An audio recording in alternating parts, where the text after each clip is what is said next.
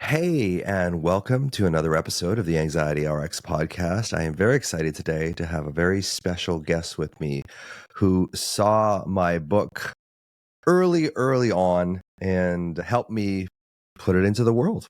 And she's fabulous and amazing, which we discussed before we went on here today. She's the author of her second book now called Becoming Free. She is a book doula and the CEO, manager, owner of Awaken Village Press, which published Anxiety RX for the first time, which is now up to 80,000 copies, Amanda. Welcome. Thank you so much, Russ, for having me. I am celebrating you and, of course, so delighted to connect with you in this space and on your podcast. So thanks for having me. Yeah. So we're going to get real, talk about personal, talk about how my breakdowns during the book and how difficult that was creating a book and, how you saw me through it and how you see authors through it. And talk about our own anxieties and about how, we kind of move around. We try and avoid our anxieties in so many ways. And I know I'm not saying you're avoiding, but I've known you in Costa Rica. I've known you in Italy. I've known you in DC, where you are now. And I'm sure there's other places as well. So why are you bouncing around so much? Are you implying I've been running away from something? I don't know. That's how I started. That's my intuition. I think you're onto something, Russ. I think you're onto something.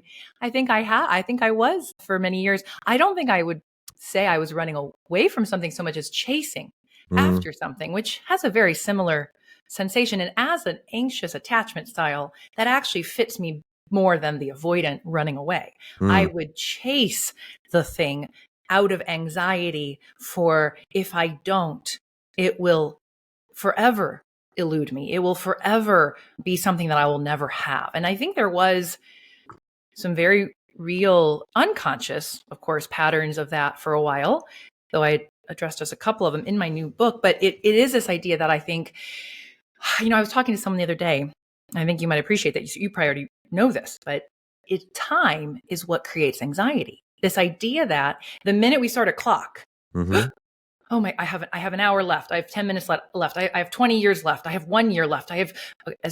So I'm sure for the first, for not the first 20, for the second 20 years of my life, I was running towards something out of fear that if I didn't, then I would lose it. Yeah. And I think a lot of us have these childhood coping strategies, right? And it probably worked. Like as you were a child, what did you run towards and it worked?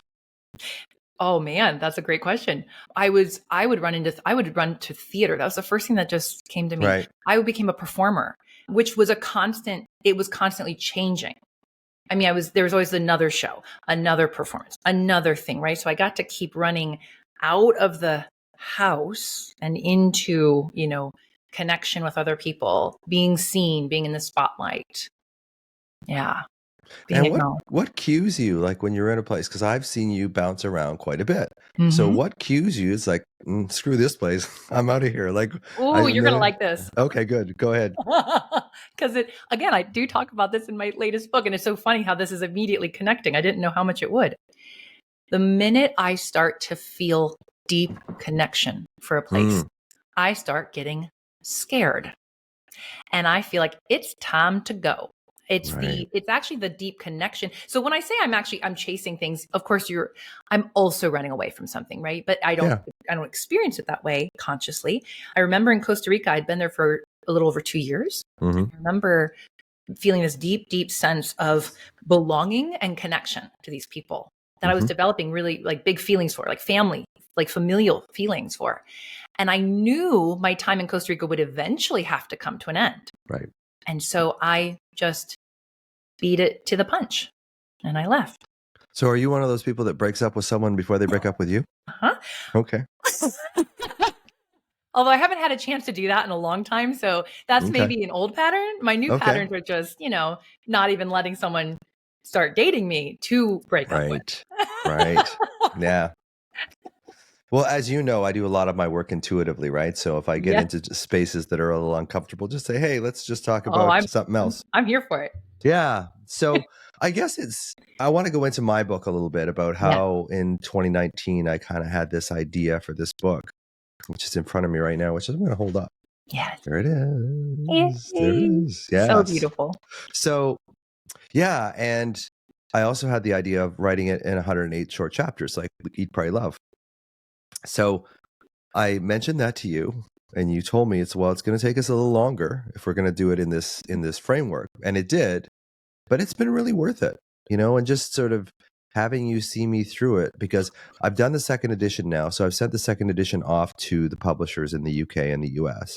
And the second edition was so much easier to write than the first. I didn't have the self-doubt. I didn't have a lot of the, is this going to, resonate with people? Because I knew it already did. So then the second edition now, it's actually about 40% different than the original one, because I've been on about 150 podcasts in the last 2 years. And it's like I've refined the message over and over so many times that when I read the original book, I think, geez, I could have said that so much better. And I had a chance to do that in the second book. But none of this would have happened without you. Thank you. Yeah. Well, I love that what you're speaking to feels, wow, what a gift. So many of us, well, first of all, so many of us don't do the thing. We talk about this, I think, well, you talk about this in your book, and we talked about it a lot on the journey of writing your book, of especially those of us who experience anxiety, which I have to just say, I think everyone does. We don't even do the thing because we're so afraid, right, of finishing it or completing it, or it's not going to be, perfect, or gosh, what if I don't say something that, that I wish I had said. So there, anyway, so many of us put up all these obstacles and reasons not to complete something. Right. And I think what a tremendous gift that you had the opportunity to complete it. And then you got to go back and make changes and revise it and try to do it again. And that is a true gift. And of course, it also highlights that and I want to acknowledge this, even though you had the self-doubt or that fear or that anxiety in the process, again, which is so normal, it still has sold over 80,000 copies. Like, it is still resonating with people. It's still, so even in the fear that it wasn't, and even though you've changed things, your first attempt was still very successful and very impactful. And I think that's also something for all of us to remember and take note of. Yeah, I argue with that, or that I don't argue with you. I'm just saying that that whole, this is going to sound very pretentious, but I think it was Voltaire who said the perfect is the enemy of the good. So yeah, and it is. I mean, there's points where I look back, even at the second edition, because I've been through the second edition a good 3 times, and that's how I got through med school. Once I was sick of it, it was like I knew I was ready to write the exam or do whatever. So once I was sick of the second edition, it's like, okay, it's done now. But I could still go back into the second edition, and I pick random places and I go, you know what? I could actually change this sentence. I could actually put another word might go better here. It's not as frequent, but man, it's like a never ending thing. So it gets me into my own like perfectionistic, that perfectionistic part of my personality. Like, this is me going out to the world. Like, how are people going to perceive me? I want to control how people look at me, how people perceive me. Because one of the things when I was young was my dad was, tremendously emotionally sick, as you know. And then I went through episodes of bullying at school, for sure. So there was this sense that, being out there is vulnerable, like really vulnerable. I'm sure every author goes through this, but I was just surprised at how much easier the second edition was to write, because I didn't have that self-doubt, on my shoulder every day. And one of the things that I'm grateful for you for this day was kind of, babysitting me through those periods where it's like, screw it. It's too much. I'm not doing this anymore, Yeah. So, because it took us about 18 months to write that book. That's right. Yeah. And I'm so grateful that you saw it through, as I know now thousands and thousands of others are, and some of them that I've even had the pleasure of talking with and meeting along the way. So you've really, again, I'm grateful that you stuck it out. And I believe I oddly, and maybe that is part of my anxious attachment. Like, I just don't let things go. I really, I'm not, I have a clinging personality. And now I think, and I call it, call it tenacious, call it persistent, or just call it, clingy. But there is this, like, I feel that on behalf of other people as well. I feel at times. So where does that clingy come from, Amanda? Again, that fear of I know everything will one day, I will lose it. It's interesting because I have not actually had, and I don't remember if you and I talked about this, but I haven't had some traumatic loss in my life, as so many people have already experienced. I'm kind of coming in like, what am I so afraid of? And yet, of course, there's something so deep in me, maybe because I haven't yet. And I don't know how, maybe it's the unconscious. How am I going to handle it if it does happen? Right. But there is this, need to hold on. Yeah, and that artistic part of your personality, right? Like the shows they're very intense, you're very connected to them, and then they end, and then there's a grief, but you can handle the grief because it's kind of, when a show ends, it's like it's a happy ending, But when a relationship ends, it's often not happy ending. I have a friend, Lee, and he goes, you know what? And he said this like 30 years ago to me. If it doesn't end badly, it doesn't end at all. Right? so that's kind of how it goes too. So I see your artistic temperament, and how does that come out in your latest book, in Becoming Free? Like, what are you releasing to the world?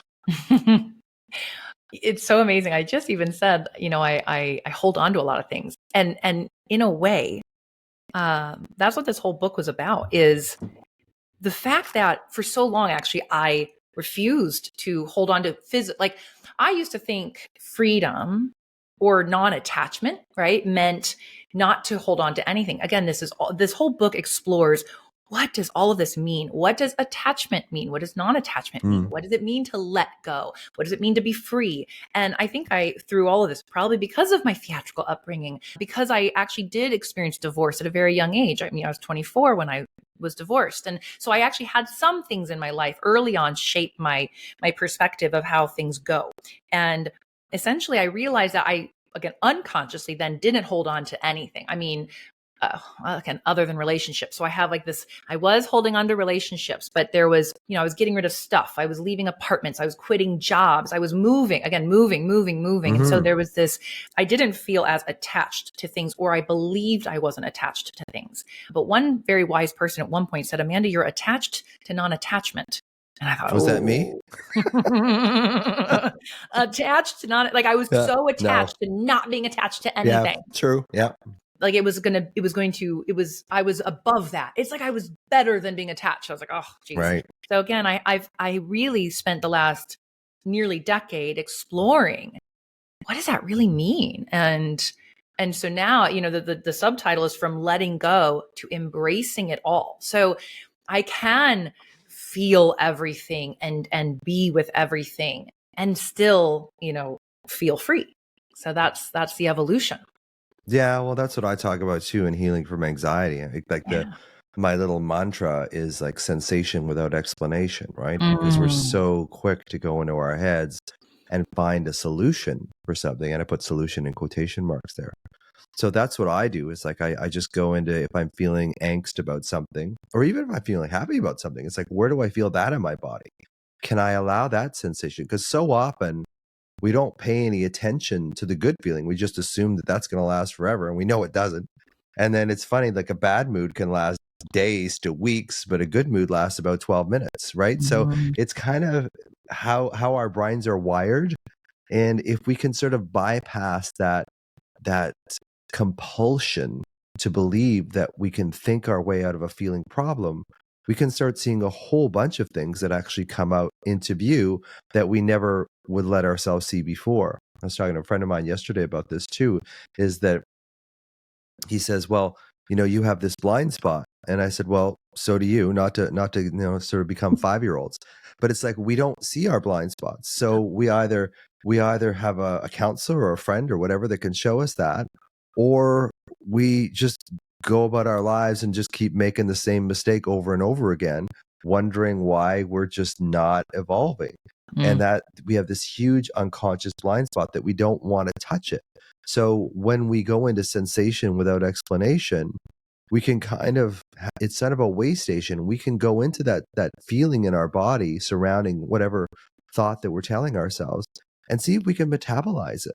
Because if we don't metabolize it, we're always going to be stuck in our heads trying to figure it out, and we'll never figure it out. It's like, it's not figure outable in our heads.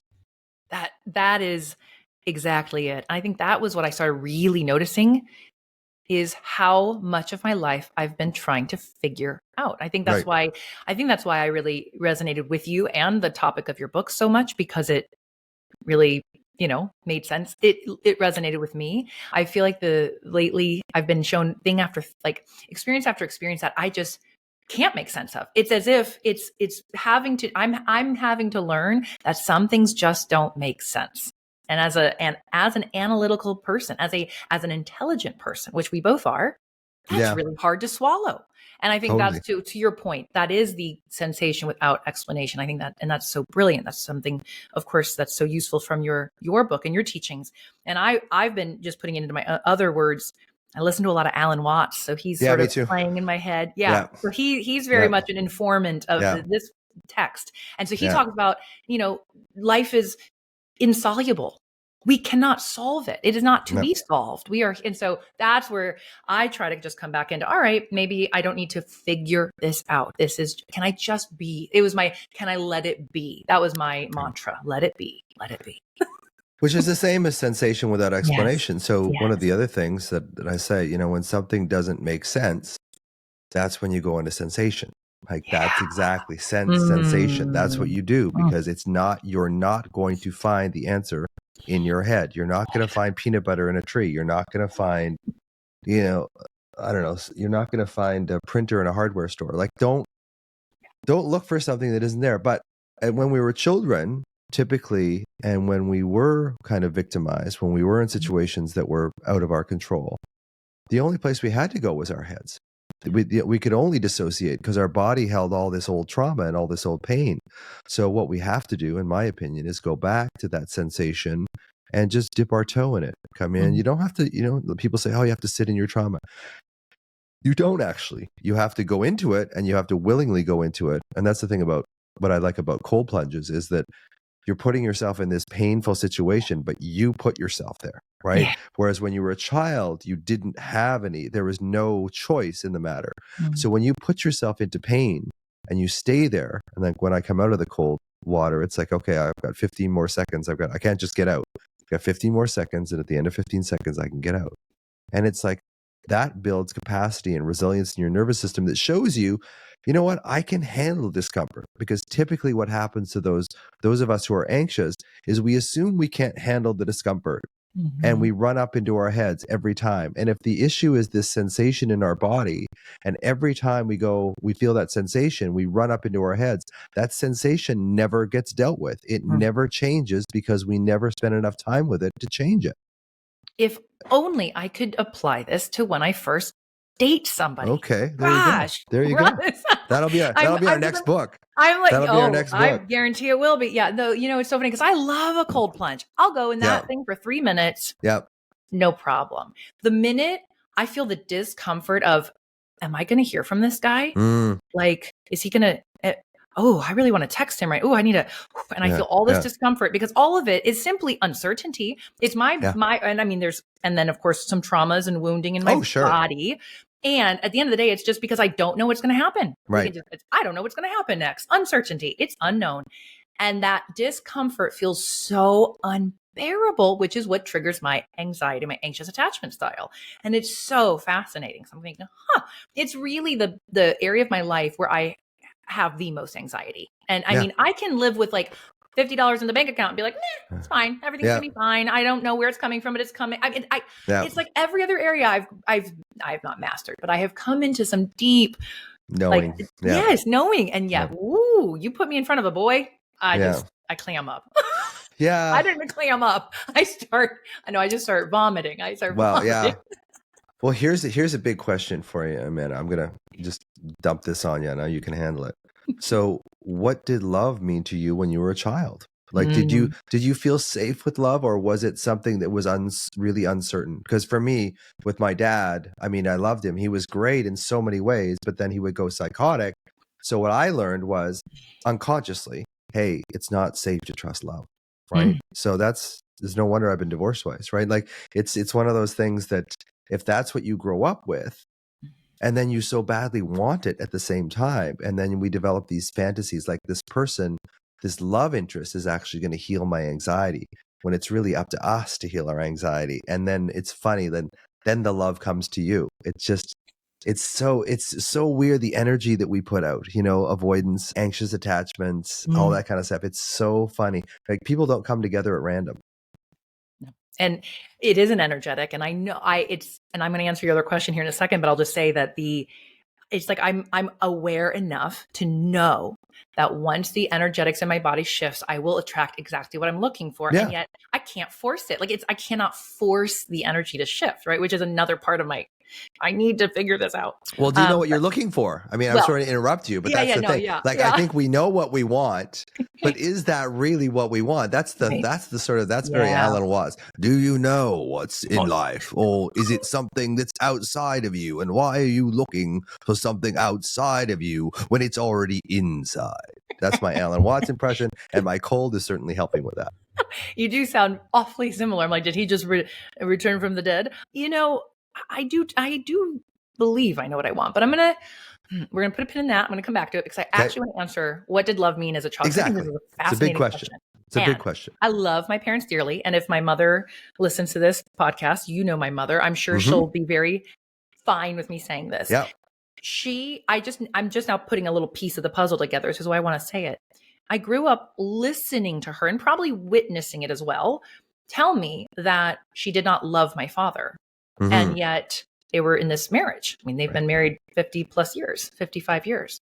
So in my mind, I just kept, and I'm sure some of that also came at me. I know that there were times where she'd lose her temper. I mean, again, I think nothing more than a typical, I can't handle this right now, and I'm going to throw a pan. I don't know, whatever. Right. But it was probably enough. Although what I really sense is if my mother doesn't love my father, then how can I try? I have to I have to chase that. I'm going to have to go for it, baby. I'm going to have to go for it. That is obviously not safe. That isn't guaranteed. So there's something there that, of course, love may not have felt safe even as a child watching my parents. Yeah. Well, it doesn't. And that's true for so many of us, for sure. Love's never going to be perfect ever. Right. But it is one of those things that if you get it good enough and it's solid enough and you can stay enough in it, then you're okay. But if you don't get that feeling that love is safe, or the other thing that I'm seeing a lot of now is, were your parents able to repair? Or was it a big blowout? There's that period of it's what's going to happen. Then there's a bit of a connection back again, but it's not really a holistic one. It's just kind of a one out of necessity. And then the whole cycle starts itself again, as opposed to, mom or dad saying, hey, look, sorry about that. I kind of lost my marbles there for a minute. We still love each other. We're still connected. Did you witness repair as a child? Right? I bet I didn't. No, either did I. Right. So it's one of those things that, so if you don't ever witness repair, you don't see that potential of repair. And that's so important for your nervous system to be able to go into this high sympathetic fight or flight situation and then come back down. And I don't know if you remember chapter 50 in our book, because you've been through many, many books since then, but it's basically, the chapter is called Sea Monster. So this chapter is about when I was in medical school, and Leandra, who was about 3.5 at the time, would run into the room and she would yell out, "Sea monster." And I, being the sea monster, would jump up and just chase her around the house. And she would scream in fear and then I would run her around for about 2 minutes, which was a lot of time. Sea monsters need to do more cardio. But and then at the end, we would have this cuddle on the couch. Now, I didn't know it at the time, but what I was actually doing was I was actually calibrating her autonomic nervous system. So I could take her up to 90-95% autonomic and sympathetic, and then bring her right back down again. So I was teaching her nervous system, yes, you can get into this elevated state, but you can also come back relatively quickly to normal. And those of us with anxiety, we go up really fast, but it takes us a long, long time to kind of come back. And that's why seeing repair is so important for children. Because, I see relationships among people, and the relationships that have fights and have repair are much stronger than the people that say we never fight. Yeah. Oh, I can imagine. I can see that. Yes. That's fantastic. Yeah. And I'm sensing, I don't even know. I mean, I want to, anyone who does not have to navigate being single right now, I just bless you all. Bless you all. There's really, I think, something, and maybe because so many of us are dealing with these traumas and anxieties, and I think we're we're not doing a great job. I gotta say, there's a lot of us who are just flailing out there, and it's tricky. It's tricky. Yeah. People are feeling more and more separate, Yes. Gordon Neufeld, my mentor in developmental psychology, used to say this all the time, which is basically all anxiety is separation anxiety, which it is. And I think it's just so hard for both men and women. I think women are becoming more empowered in a lot of ways, but in a way, they're taking their power away from men in a way. So the polarity is decreasing. So it used to be there was the feminine, there was the masculine, and they would come together energetically. And you've got a big woo-woo side, so I know I'm not. Oh, I'm following. Yeah. I'm here. So the less the polarity is there, the less the attraction is there, and we're seeing that. So men are getting their interactions from like porn and OnlyFans and the internet and guns and cars and whatever it is. They're not. So many men are like, you know what? I've kind of had it with women, and especially if you look at the marriage contract, how it kind of, we're starting to see so much more how men get really. I mean, women do too. It's not like it's all one side, but men really get hit when. So one of the things I heard the other day was like, don't get involved in a contract when the other party is rewarded for breaking that contract. Yeah. So, but I think, it's part and parcel of people aren't coming together. I'm going to say one more thing here is that when my eldest stepson or youngest stepson was going to high school, I would pick him up sometimes. And, when we went to high school, there was probably about 50% of the people we would see were couples walking around, and about 50% of people were just, milling around by themselves. There's like so few couples now. Like there's just so, like the couples are conspicuous by their absence. There's not, people aren't coupling up anymore because I think this price of attachment, this price of connection is so high, and we have such expectations of the other person kind of to save us from this, existential angst that we're all going through. The pressure on relationships is so massive that it's really hard to be able to be in a relationship and not have those expectations, because we are looking for something that will save us. Oh, so well said. I'm thinking about a chapter in my book, and I'm going to show my, look at how pretty my book is. Look at there that. we go. So there's a part I talk about this because I did realize, again, unconsciously or unwittingly, I was also expecting a relationship to save me. I didn't, me too. And I thought, and then I thought, it's going to save me from feeling all these awful feelings that I feel when I'm alone. And then I'm like, oh, wait, I'm going to actually have to be more vulnerable. I'm going to actually someone's going to see more of my humanity. Someone's going to see more of me deeply. And that's actually only going to bring me into a deeper state of what it means to be human versus it saving me from all these human feelings I don't like. So I certainly can't say that I have now experienced that. But I had a wake up moment. I was like, oh my gosh, I too have been putting all of these expectations on another, which is also part of that anxiety and that anxious attachment. Now, what's interesting is I will still meet people and they'll say like, no expectations, no expectations. I said, I said, I'd love to aim for that, but let's also be real. Of course we have expectations. Like that's part of it too. And I'm not gonna lie and pretend I don't. And I'm going to be aware of the expectations I have. And it's no longer for me to now escape what this means to live this human life, but rather, just to have the expectation of being met with kindness and love and, passion and other expectations that might come with a relationship. Yeah. So my little intuition is screaming at me, and you don't have to share this, but what was your wake up moment? What was it? Or can you share it? If you can't, it's okay. I mean, I'm trying to think if it was a single moment or if I mean, I know I was in Italy. It was a collective. It felt like it was a building up of that. I mean, it was just like one after another of these, letting myself be very, very vulnerable and intimate with a person, just, sharing myself in all these ways. And then having that just be taken away from me or cut off.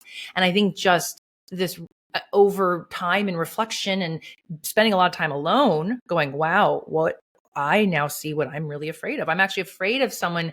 It's weird. It's like, I was I didn't realize how afraid I had been for someone to truly see me. So that was a whole nother revelation. But yeah, these things usually come in like little drops for me. And then it's like the last drop in a bucket, and then it all overflows. Right. And it's like, oh, now I see it. Right. Yeah.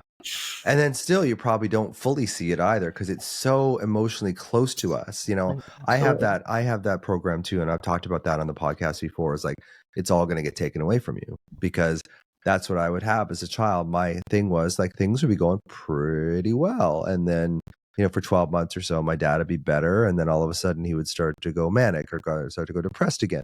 So there was this sense like, don't let yourself get content, because it's all just going to get ripped away from you. Right. And so many of my anxious peeps have the same thing. Like there is that expectation. We do have this mesolimbic and mesocortical dopamine system that's always like, hey, this sunset is really nice, but it would be way nicer if I was in Maui, which is all dopamine, right? Serotonin is like, this sunset is amazing. I love this. I could just, I don't need anything more. I'm content. And then dopamine comes in there and goes, you know what? You know, you could be in some faraway place right now, really enjoying this. Like, this is okay. But so that's that whole dopamine circuit again. And I think dopamine is kind of what's crushing our society right now, because it creates motivation to do things. Absolutely. But it also fuels these expectations, these unconscious expectations that somebody else can never fill. So it's like, how do you take everything away from yourself, Amanda? Like, that's what I would say. If I was, you know, you and I were working together, that's what I would say is like, how do you take everything away from yourself? Oh, you asked to come on the show, so you're getting it. You're getting it. This is bringing me back. Actually, I mean, you're right. I'm sure I still don't see all of it, but last January, so over a year ago, I think I was in a dark night of the soul that was basically something asking me that question, which was, what if I just take all of this away? Like, no, because what I felt, what was the hardest thing for me to sit with after I felt like one thing after another had crumbled, like the man that I thought I was eventually going to be with, and I spent years like imagining this was going to happen. Once again, just, you know, puts up the walls. My business that I thought was growing also had a bit of an implosion, right? So there was like all these things that I thought were finally coming to fruition, right? Look at all these good things happening. Look at all these good things happening. And then, and I remember at that point thinking to myself, or feeling, the pain wouldn't be so bad if I didn't want these things to begin with. So do I just have to stop wanting? Is it time to let all of these desires go, right? And that was a really shitty place to be, because I was like, well, then what's the point? Really, truly, what's the point? Desire gets us out of bed in the morning, right? It motivates us. To your point, dopamine motivates us. It also is a real bitch, because it's going to also keep us on this like, well, what about that? Well, that would be better. That would be better. That's talk about, again, online swiping. Like, there's always another and another and another. And the dopamine alone, just to get excited about the potential of somebody, is beating out the real feeling of trying to meet someone. But I think that taking it, if I were to lose it all myself, that's what it felt like. And I can tell I don't want to go back there. Right. But that was it. It's like, what if I just lose these desires or lose these hopes? And that's tricky to navigate. Yeah, because who would you be without the person that you've known for so long? And that's kind of how I had to. And part of, you know, writing my own book was like that too. Like, can I release this image of being a doctor and kind of being? I mean, I'm still a know-it-all, for God's sake. I'll always be a know-it-all, but but I'm aware of it. Like, I'm aware that I do it, right? So I can like laugh about it and sort of admit to it and that kind of thing too. But there's a blind spot there, and like I said earlier, there's a huge part of me that's very, very concerned with how I appear to other people, which, you know, I get that from my mother, who gets it probably from her mother. Because I noticed it the other day when I was talking to my mom. My mom's 90 now, and good days and bad days and that kind of stuff. We were having a conversation about 2 weeks ago, and I really noticed how, like, oh, well, she's in this, not in a nursing home, but she's in kind of like this facility that kind of looks after her in a way, but she's still pretty mobile and stuff. Like, how paranoid she is about how everybody perceives her. And it's like, holy shit, this is me. Like, I am the same way. Now, I have a lot more awareness around it than she does. And I can kind of, what happens with me is like, when someone turns me down or whatever, it's like I say, okay, where do I feel this? Like, where is the feeling for me of rejection? And it feels kind of like the same as bullying, like solar plexus, that kind of stuff. That's where I have all my alarm just about. And it's like, can I just sit in that feeling? Because I notice that when I sit in the feeling, it's not so bad. But if you have the feeling and the thinking, it's like this tsunami that just drowns me. But it's like the cold plunge. Like, if I get rejected on something, like if I asked like to do a TED talk or something like that, and I get rejected, it's like, oh my God, this feels so bad. And then it's like, well, you don't deserve it anyway. I mean, your book isn't that popular. You don't have a major publisher. Like, this is a while ago. Yeah. And it's kind of like, I look at it like, okay, can I just sensation without explanation? Can I just go into the sensation of this? And when I do, it hurts about 1,000,000 times less. It still hurts. Like, it's not like all of a sudden, hallelujah, thank you, Lord, I'm healed. But it does feel like, okay, at least it's one dimensional at that point. Yeah. When you have the thoughts and the feeling together, and this is what I call the alarm anxiety cycle. The alarm in your body creates these anxious thoughts in your mind, and the anxious thoughts in your mind aggravate the alarm in your body. And the two of them together, when they mesh together, because you can't see it, it's completely overwhelming. But if you split them up and you start saying, okay, these are the anxious thoughts. Over in the other corner, is the feeling in my body. And when you can separate the two, pull them apart, they stop energizing each other, and you can see them for what they are. So that's kind of like, that's the whole sensation with that explanation thing. When I get disappointed or whatever, and what I would suggest is, like, when you're looking at the phone, like waiting, is he going to text back? It's like, where do I feel this? Like, and when did I feel this in the past? Like, not to get too much into your head, and just allow yourself to kind of just put your hand over that area and just like allow it just to be there, and just allow it to kind of just metabolize. Because it will, if you give it a chance. But if you go into your thoughts, like, what's going to happen? Is this going to happen? Is that going to happen? Yeah. We never metabolize it. We never actually change it. And that's why people stay anxious for their whole lives, is they're dealing with this alarm in their body that they're not dealing with, and thinking that they can change it just by changing the thoughts of your mind, which doesn't work. I agree. Yeah. Well, I appreciate that. Yes. And it's been a fascinating, you were talking about like the kind of assuming, kind of waiting. I think, and you talk about this in your book, waiting for the other shoe to drop. It's just this. And I do notice that this is like, and of course, not the final piece, because I'm sure there are still many, but it feels like the next piece that I'm working on is, can I stop assuming the outcome? Like, it's like I get into something, and it's like as if before it even starts, I kind of already know how it's going to end. Right. In that, well, because you make it that way. Right. And then, of course, you pull out. Self-fulfilling prophecy. You do know how it's going to end, because you end it. Yeah. So it's been very interesting to observe. But yes, can I not make it mean something? That was the thing that I would talk about. It's so say the same concept, phrased differently, because I just noticed how much meaning I put on everything. And I'm like, what if I don't make it mean anything? Like, what if it just is? But this is our artistic temperament, though, too. Like that's what I like when I talk with Cynthia. Like, Cynthia is a somatic counselor as well, right? So we can get into the heady minutia of, like, oscillation, pendulation, all this kind of stuff with our clients, patients, whatever you want to call them. But really, it just comes down to, like, can you allow yourself to feel the feeling? And if you can't, then you need someone else to kind of help you, right? And so many people they don't allow it, because it, like you say, it's too vulnerable. I have that too. It's just too vulnerable. And, we get attracted to people, I think, that will help us process our old pain. But the person we're attracted to is also looking at us to help process their pain. Yeah. So then you get into arguments, and both of you lose your prefrontal cortex because you're in survival physiology, and both of you turn into 8-year-olds, and you fight like 8-year-olds, and that's not going to go well. You get 2 8-year-olds going at each other. It's not going to resolve very quickly or amicably. Yeah. Yeah. Sometimes it resolves way quicker than I would like, because the person acted like a 5-year-old. And I'm like, well, okay, there's that. Right.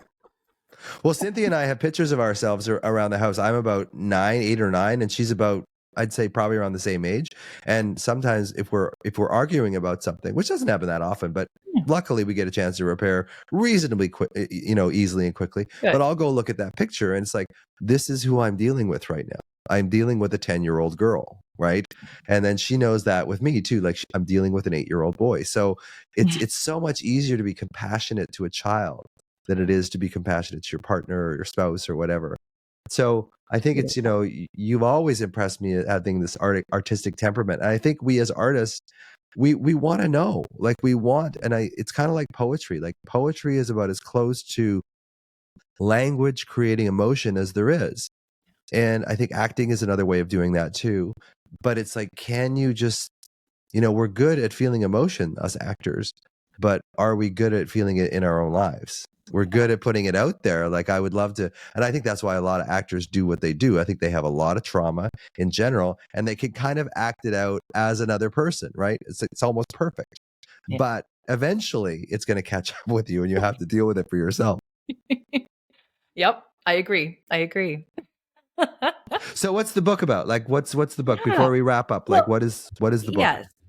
It's essentially, it is my journey from San Francisco to DC and everywhere in between. And really me over about an 8-year period, just exploring, like, what does this really mean to be free? What does it mean to let go? I mean, I go through partnerships and relationships. I, quit jobs. I start new things. I'm asking some of these big questions, and a lot of what we've talked about in terms of how can I be with what is without getting into my head, or how can I just feel the sensation? How can I not make it mean something about me, which are all the stories and the beliefs? Because I think ultimately, for me, the way I think, again, you and I are talking about very, very similar things from different languages and experiences, but it's the things that are keeping me stuck, the things that are trapping me are my beliefs. It's all the stories in my head that I tell myself about things, which could be anxious thoughts or, other things, but sometimes they just appear as,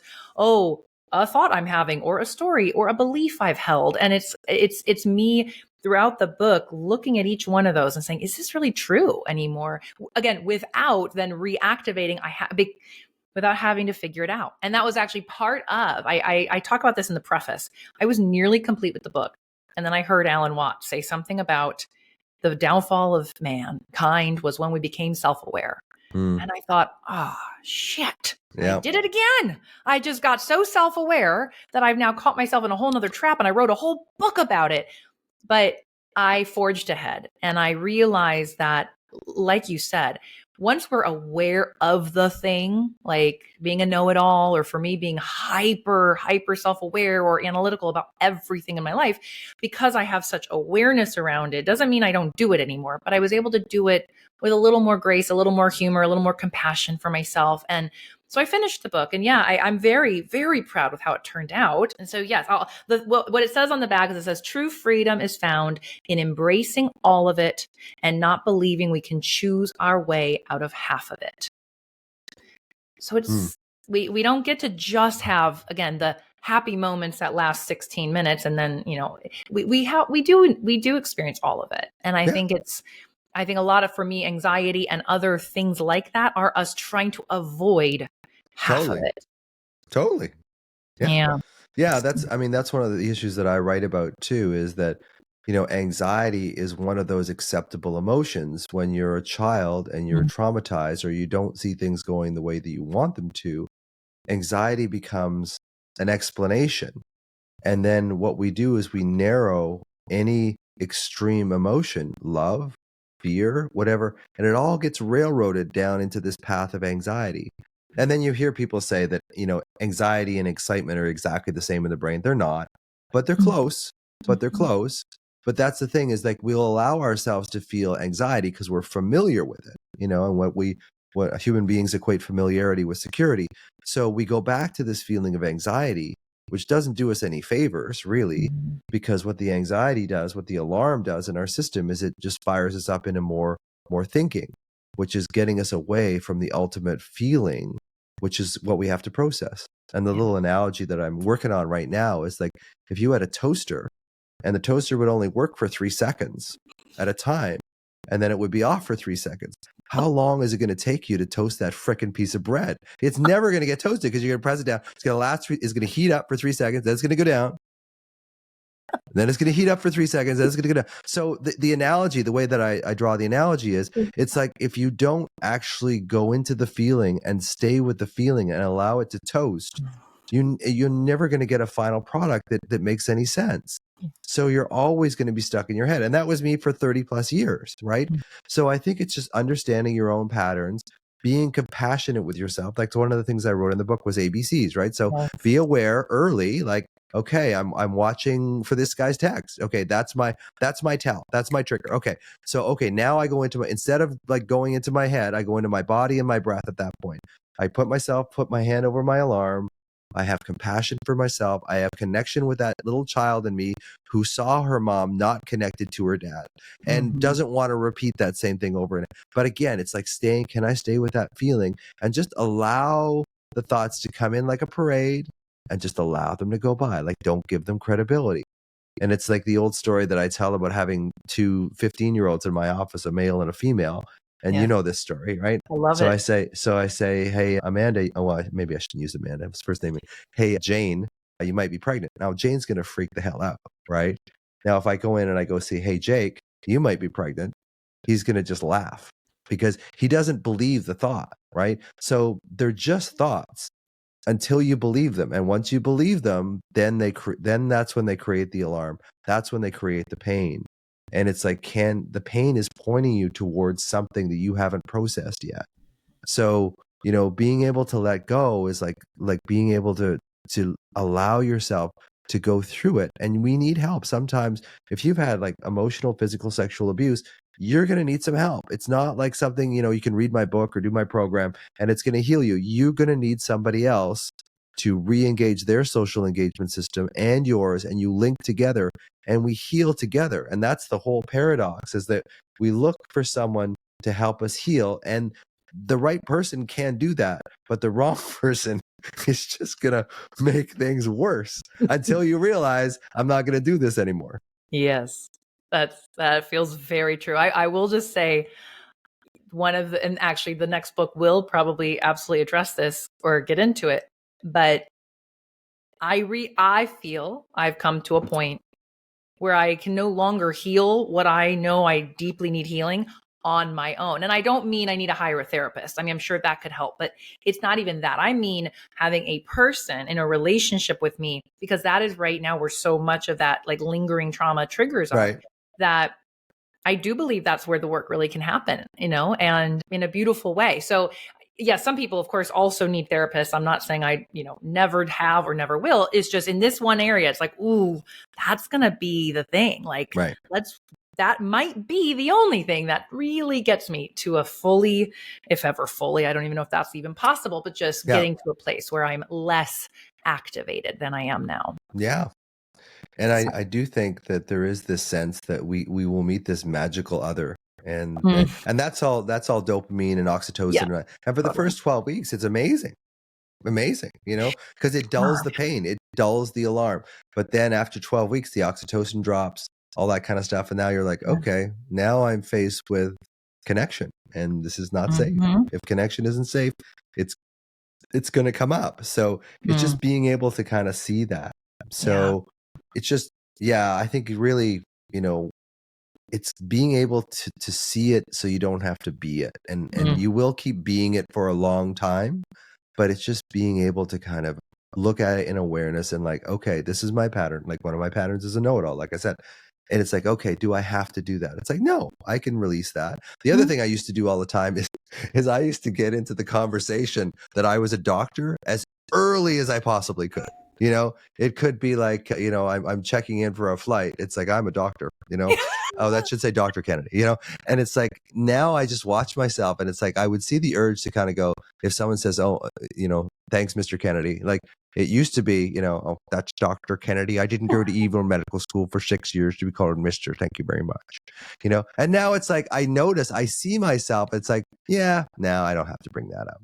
I still will sometimes, but I do. Fascinating. Yeah. Because I didn't realize I lead with, I'm not good at relationships. I get really anxious and really, I will I see how quickly into meeting somebody, I can tell them that information. Wow. So I'm so attached to that identity, right, that of course it is literally the thing inhibiting me from having the experience and relationship I want.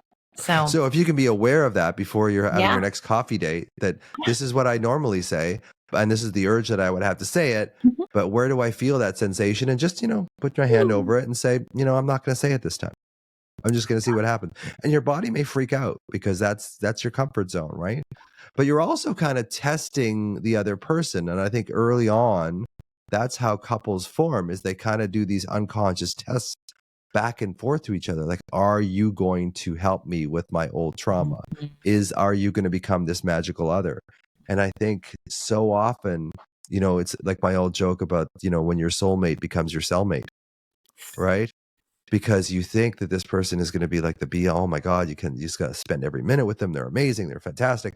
And then at 12 weeks in, when the oxytocin starts to drop, you start seeing maybe they shouldn't drink a whole bottle of wine every day. Maybe that's just a red flag though, but I really like them. So I'm going to stay here. So again, it's just being able to see that stuff. And it's the old ABCs, like awareness, body and breath. There's no urgency. That's the difference between anxiety and fear. Fear, if there's an elephant going to trample you, you got to get out of the way. You got to do something right now. But anxiety, if you can wait 5 seconds, it's anxiety. It's not fear. And just be aware, of what's happening. And I think, I have to be very grateful to you to parse out how I had to organize this book, because it was all, as and if you listen to me for the last 45 minutes, that my mind goes everywhere all at once at the same time, right? So you had to kind of go, okay, let's just put this out. And then when you made that outline, and I said this to people when I send people to Awaken Village Press to work on their books with you, it's like, this is what made the difference. When she made that outline of 108 chapters, well, we made it together, but you kind of took it out. Once I saw the outline, I knew I could write the book. But before that, it was just this huge Mount Everest in front of me. Like, there's no way I'm going to be able to take all these random thoughts that are in my mind and organize them. And then I realized now that 108 chapter structure was the absolute perfect recipe for that book. Like, it was just perfect. But I didn't really see that I could do it until you made the outline for it. So I'm very grateful for you for that. So how do people find you? Or find the book? Like, what's going on these days, Amanda? Absolutely. Becoming Free is available wherever books are sold online, Amazon or any other online resource. Amanda Johnson? Amanda Johnson. Not John Stun, not with a T. No, John no Sun. T's. Yeah. No T's, John Sun. Yeah, so look it up wherever you buy your books. Also, if you want to find me on Instagram at being Amanda J, or Awaken Village Press. I'm on both of those channels, so come check us out. Cool. That's great. Yeah. Well, always a pleasure to talk to you, my friend. Same. It does still cause me a little bit of anxiety, because I know like how anxious I was when I wrote the book, and like how we would have these meetings like this, and it'd be like, oh, I don't know if this is ever going to get done. I'm just hitting the wall here, that kind of thing. But you were so good at kind of just like, just feeding me a little bit. It's like, okay, we'll take a break and then we'll come back in a week and we'll do this. But you always gave me these manageable bites to do, and I was always able to do it. So, one of the reasons I'm in the position I'm in now is because of you, and I'm very grateful to you, Amanda. Thank you so much. My sincere pleasure. It's truly been an honor to not only partner with you then, and then to now watch it grow and evolve. It is truly magnificent. And I now get to say that if one person can do it, like, more of us can. And of course, you've put in a lot of energy, a lot of effort, and I'm just happy that it's paid off and other people are getting to benefit from it. So yeah, truly amazing. And I'm glad other people are getting benefit from you, Amanda. Yes, absolutely. So, and thank you for all those that you connect us with. We'll have another book coming out of a woman who also was inspired by your book. So I'm sure hers will come out later this year. And so again, they're enjoying your book so much that they're actually finding their way to me, which has been awesome. So thank you. Yeah. Well, it all comes full circle, doesn't it? Sure does. Yes, it does. So thank you for having me on. And again, thank you for all those listening. And go grab a copy of Becoming Free. I think you'll be glad you did. And if you don't already have Anxiety RX, obviously get a copy of that too. And get a copy of the new one too when it comes out. I mean, definitely, maybe we'll get one for both. Then you can compare them. You can get both. Yeah. Sure. Yeah, they're actually very different books. So I'm glad that they're I'm glad that they're coming out. So I'll get the next one and see how it differs. So anyway, thank you, Amanda. And we will talk again soon. Yes, we will. All right. Mwah. Bye for now. Bye-bye.